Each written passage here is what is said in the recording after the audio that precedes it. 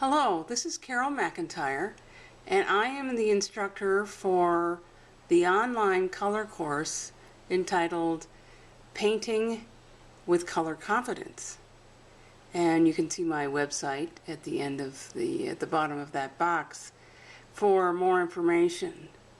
Today, I am going to do a demonstration showing you how color opposites are really lovely dancing partners. That's what I like to call them.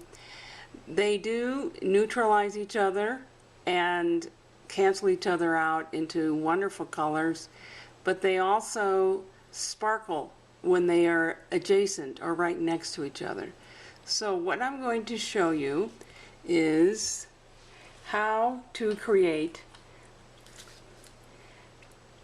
what I call a 7-step color opposite chromatic scale. And we're going to use an orange and a blue, which are color opposites on the color wheel.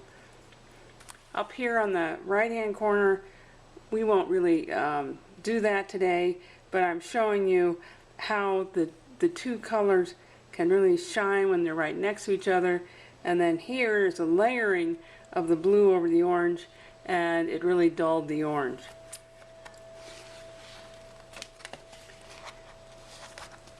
So what I'm going to do is, with this lovely swatch of orange up here, is I'm going to show you how I like to create that 7-step chromatic scale using the color opposites. So we have our swatch of pure orange. Then I have to make sure that I clean my palette knife. Have about 8 or 9 inches between the two colors. So here's my blue on my palette. Doesn't really matter what the names of these colors are. The important thing for you to see is with any color combination of orange and blue, what you can do to discover what these colors can do with each other. Okay, again, I clean the palette knife, and so what I'm going to do first is create that completely neutralized color that exists between these two colors. And I'm going to take a hunk of this orange, clean the old palette, and they are about of equal quantities. I'm going to mix that up. It's a little too brown, which means it's still showing a bias toward the orange. It takes some practice to determine exactly what that neutralized color will be. But you're looking for a brown or a black or a gray that does not lean toward either one of the original colors. And so you're seeing here, because of the personalities or properties of these two pigments, that I need a little more blue than I need orange. The ratios are not always equal in order to get find this neutral color. So it's a lovely brown, really dark brown. I'm going to add just a titch more of the blue. It almost gets to a black, but not completely. So I'm going to use that as my middle color, and so you can see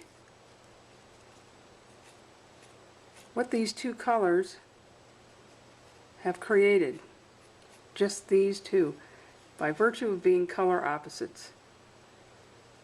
Okay, and now I want to create 2 steps between this orange and this middle color, and what I'm going to do is I'm going to sort of cut this pile of color in half, sort of like cooking dough, cooking with dough, and you put some to the side. Okay, now I'm going to just start adding orange to this color, so you can see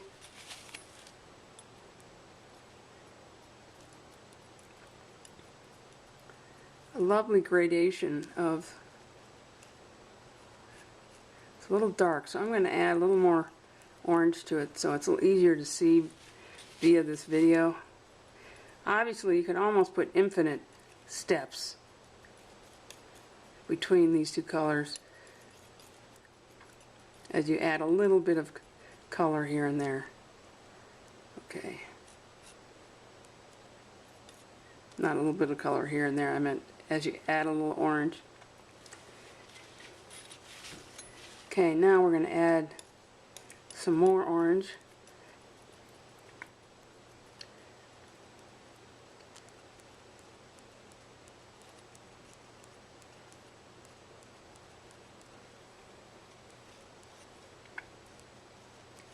And you can see that there is another step. I could easily, just for fun, I'll stick this right here. Perfection is not required.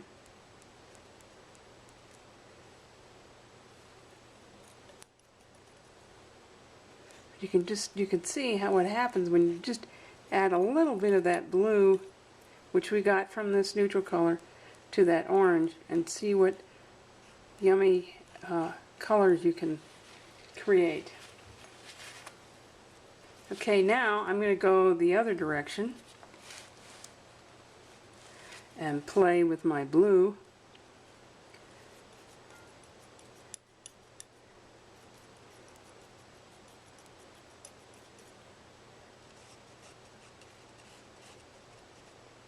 And you get a really nice, almost a blue-black color here. Clean my palette knife and add a little bit more of that. We get predominantly blue.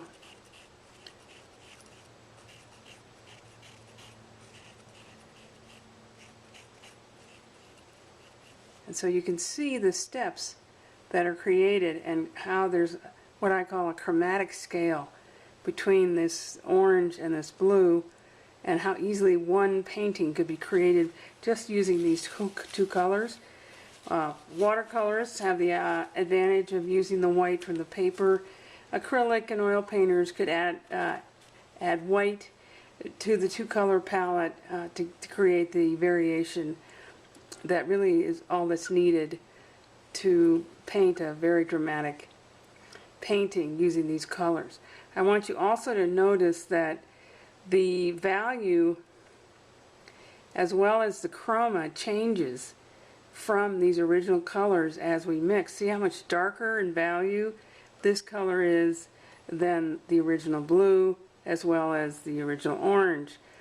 The other dynamic that is occurring obviously is the chroma, or the intensity of the original colors, has quickly gone down as that color opposite is being added. And herein lies why there's sometimes some confusion in differentiating value from chroma, because so often they occur at the same time. So this is the end of the video, and I encourage you to play around with any combination of color opposites using a variety of oranges and blues. Then you can always use your yellow and purples as well as your red and greens. Thank you very much, and have fun dancing with your color opposites.